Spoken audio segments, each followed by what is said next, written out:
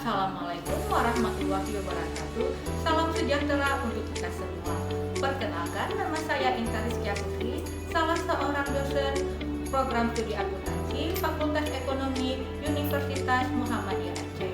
Ada beberapa mata kuliah yang saya ampu, salah satunya yaitu teori akuntansi. Dengan menerapkan sistem DIA, Delivery, Interaction, dan Assessment yang meliputi deskripsi mata kuliah, kemampuan mahasiswa yang diharapkan, dan materi pembelajaran. Sistem pembelajaran, metode pembelajaran, interaksi antara dosen dan mahasiswa, dan sistem penilaian pada mata kuliah. Pada salah satu mata kuliah yang saya ampu yaitu teori akuntansi.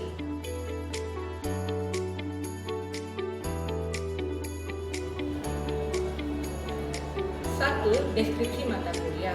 Mata kuliah teori akuntansi adalah mata kuliah semester 6 yang harus ditempuh oleh mahasiswa dengan bobot 3 SKS. Secara singkat, mata kuliah ini bertujuan untuk membekali mahasiswa tentang pengetahuan, pemahaman, dan penerapan teori akuntansi. Dalam rangka penyusunan laporan keuangan dalam perkuliahan dibahas berbagai teori akuntansi, pengantar teori akuntansi, dan proses akuntansi, sejarah perkembangan akuntansi, struktur teori akuntansi, dan perumusan.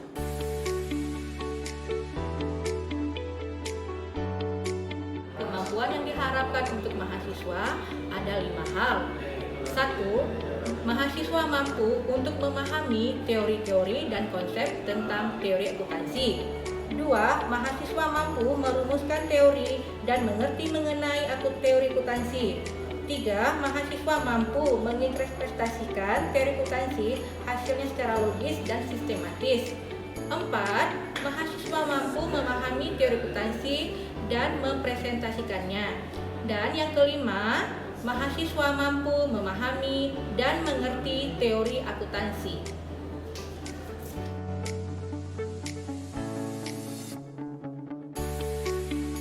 3. Materi pembelajaran, di mana ada 16 kali pertemuan terdiri dari 2 asesmen. Asesmen pada pertengahan semester dan asesmen di akhir semester. Yang pertama, pengantar teori akuntansi dan proses akuntansi. Yang kedua, sejarah perkembangan akuntansi. Yang ketiga, struktur teori akuntansi. 4. Teori akuntansi dan tujuannya. 5. Tujuan laporan keuangan. 6. Standar akuntansi. 7. Laporan keuangan neraca. Pertemuan ke-8 tetap ujian tengah semester. Dan yang ke-9, laporan laba rugi. Pertemuan ke-10, akuntansi dan laporan arus kas. Pertemuan ke-11, penyajian dan pengungkapan. Pertemuan ke-13, konsep laba. Pertemuan ke-13, akuntansi inflasi, model penilaian dan penentuan laba. Pertemuan ke-14, akuntansi sumber daya manusia dan riset akuntansi. Pertemuan ke-15, presentasi dan diskusi hasil tugas kelompok. Dan pertemuan ke-16 yaitu ujian akhir semester atau asesmen final.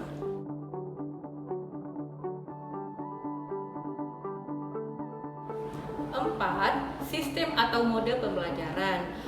Pada kali ini untuk mata kuliah teori akuntansi, sistem atau mode pembelajaran yang digunakan yaitu dengan metode luring atau tatap muka secara langsung di ruang kelas.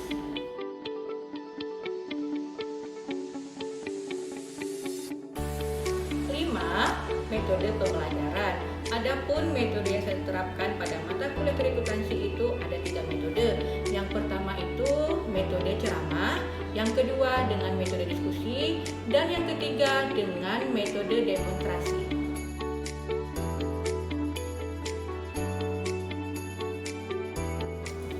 Selanjutnya saya akan menjelaskan sistem pengajaran dengan DIP. 1. Delivery. Di sistem delivery ini saya memakai 2 strategi. Yang pertama, strategi saya terapkan yaitu menggunakan textbook.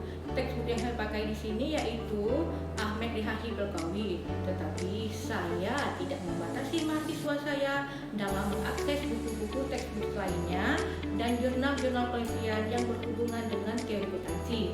2. Dengan cara demonstrasi. Demonstrasi di sini saya terapkan ke mahasiswa lagi diskusi kelompok atau pembagian kelompok. Dan kelompok yang presentasi itu saya pilih secara acak, di mana para mahasiswa dipaksa untuk mempersiapkan diri agar nanti pas presentasinya itu maju dengan kelompok yang dapat menjawab pertanyaan dari teman-temannya sehingga mereka dapat mendapatkan nilai yang terbaik pada kelompok mereka. Dan yang kedua, interaction.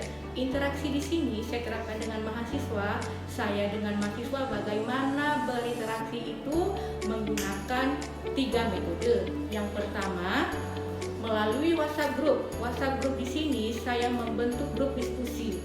Grup diskusi di sini yang berhubungan dengan mata kuliah saya yaitu teori akuntansi. Grup diskusi ini membahas mengenai isu-isu terkini tentang teori akuntansi dan saya juga tidak membatasi dalam memberikan informasi atau soal-soal dan tanya jawab sehingga juga dapat terjadi di luar kelas mengenai tentang mata kuliah teori akuntansi. 2. Interaction.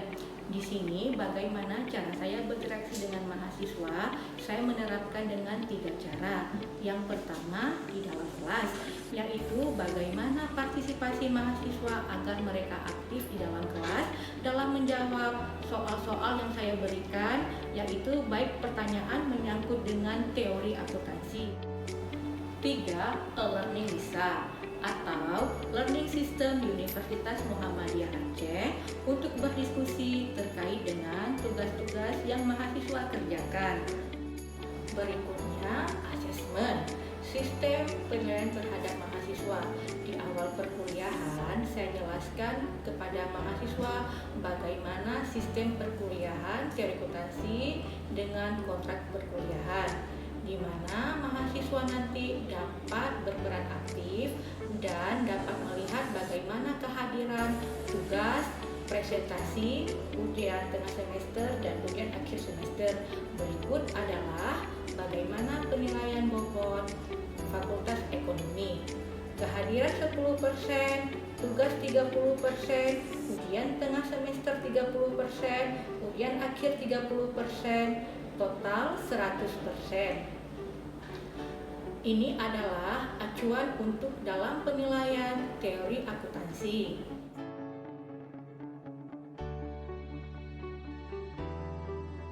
Berikut adalah cuplikan video saya mengajar menggunakan metode luring dengan mata kuliah teori akuntansi. Assalamualaikum warahmatullahi wabarakatuh. Waalaikumsalam warahmatullahi wabarakatuh. Apa kabar semuanya adik-adik? Baik. Alhamdulillah. Oke, hari ini kita masuk pertemuan ketiga mata kuliah teori akuntansi. Tapi sebelum kita mulai hari ini, ada kita berdoa dulu. Berdoa dimulai.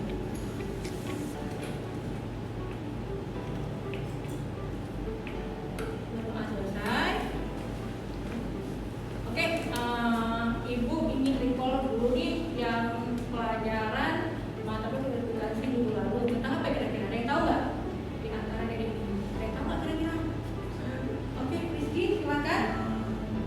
Materi minggu lalu itu tentang sejarah dan perkembangan akuntansi, Bu. Jadi di mana sejarah akuntansi itu penting bagi pendidikan dalam kebijakan praktik akuntansi. Dan sejarah perkembangan akuntansi itu perlu menjadi sarana penilaian baik terhadap praktik akuntansi. Oke, terima kasih Rizky jawabannya. Langsung aja deh kita mulai hari ini dengan tema perkuliahan kita yaitu tadi mengenai pertemuan ketiga akuntansi ini konklusi. Oke, adik-adik bisa lihat apa sih itu konklusi itu? Evaluasi historis akuntansi memberi arah dan penjelasan bagi sebagian besar peristiwa-peristiwa penting yang membentuk sistem pembukuan berpasangan dan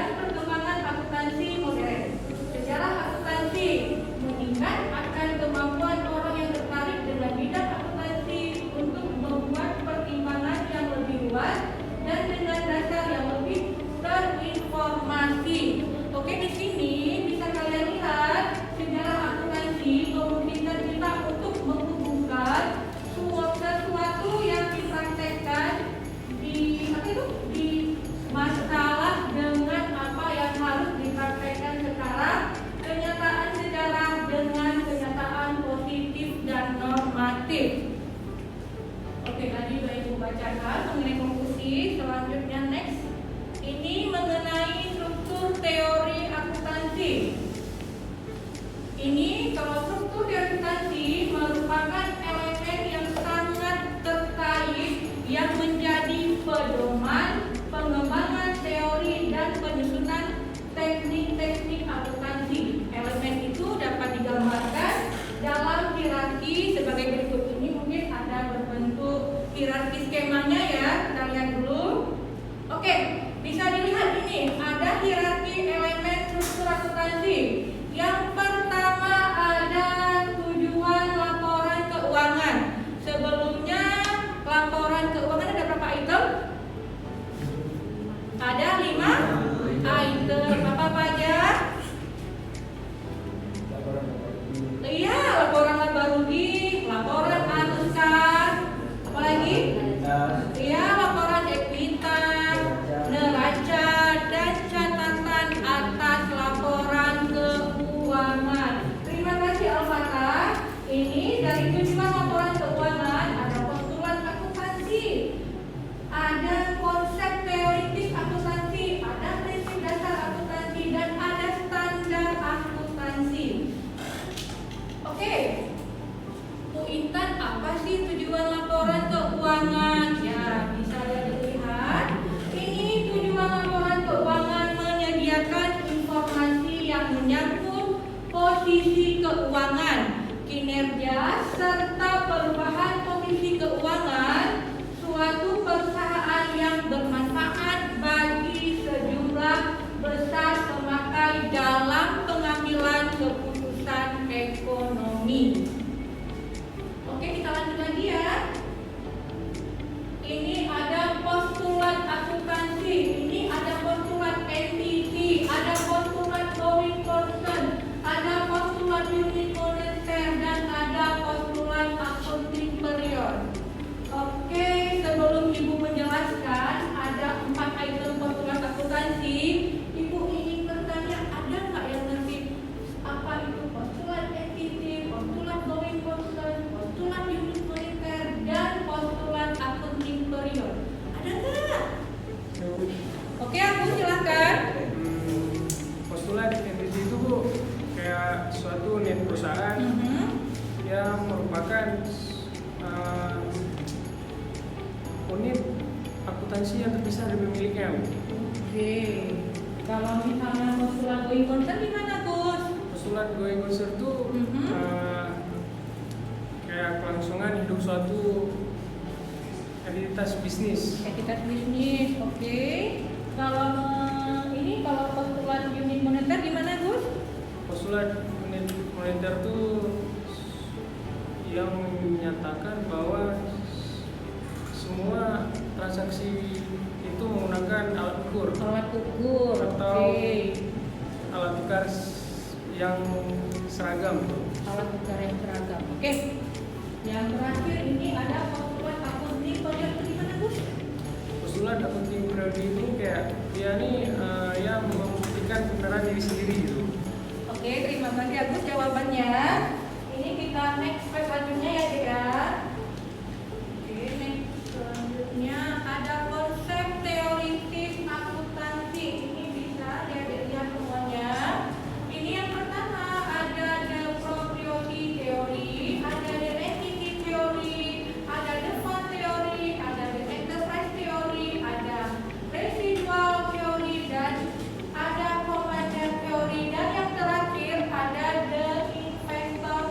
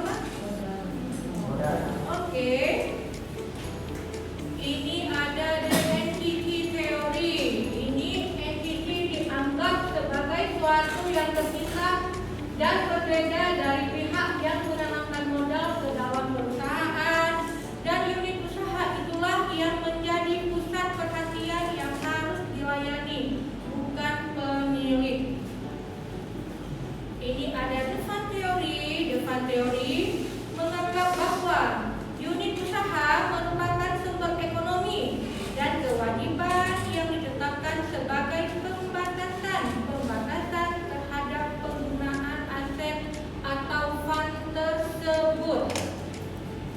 Oke, ini ada the enterprise theory. Dalam teori ini yang menjadi pusat perhatian adalah keseluruhan pihak yang secara langsung maupun tidak langsung berkepentingan dengan perusahaan. Ini ada residual equity theory. Bisa dilihat. Yang menjadi perhatian adalah residual equity dari pemegang saham biasa, bukan semua pemilik. Oke, ini yang keenam, ada commander theory. Apa sih itu commander theory itu? Ini bisa dilihat. Yang menjadi pusat perhatiannya adalah commander atau mereka yang memiliki kekuatan atau wewenang untuk melakukan kontrol ekonomi atau resources yang efektif terhadap suatu lembaga.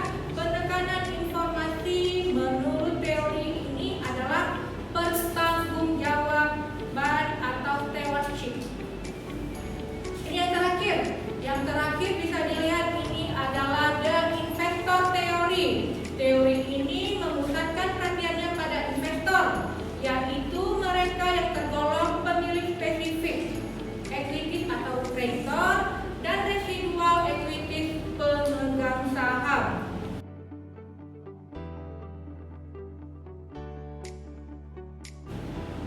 Oke, sampai di sini dulu.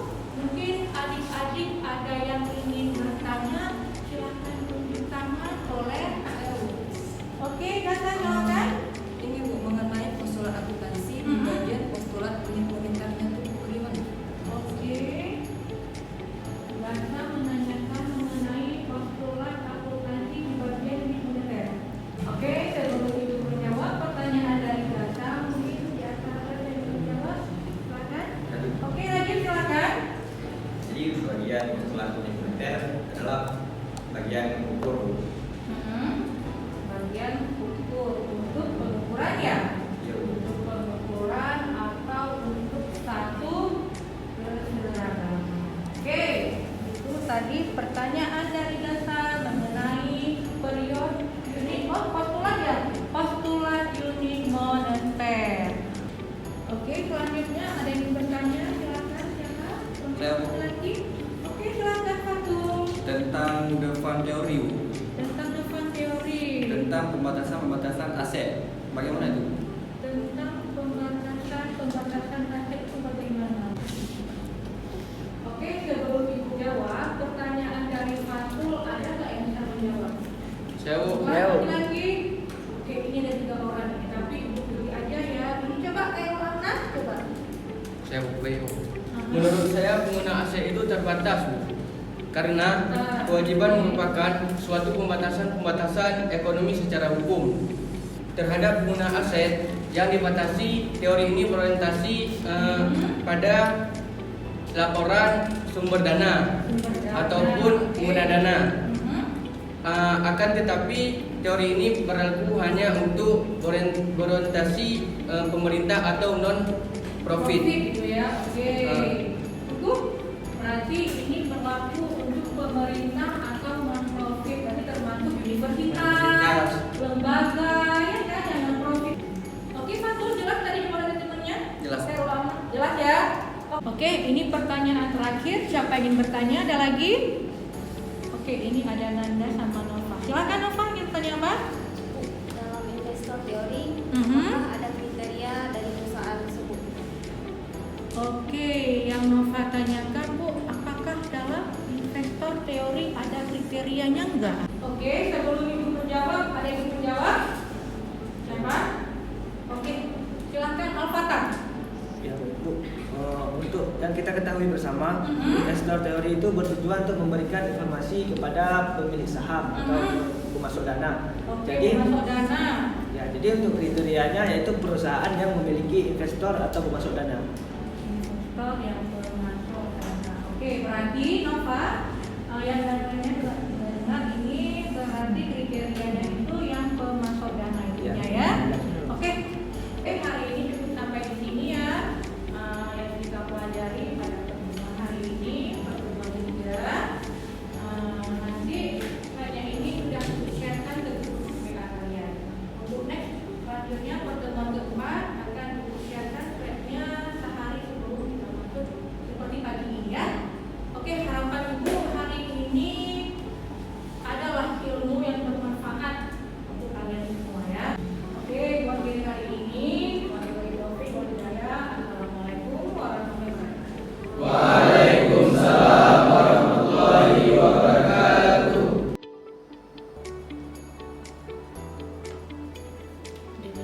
cuplikan saya mengajar menggunakan metode luring dengan mata kuliah teori akuntansi.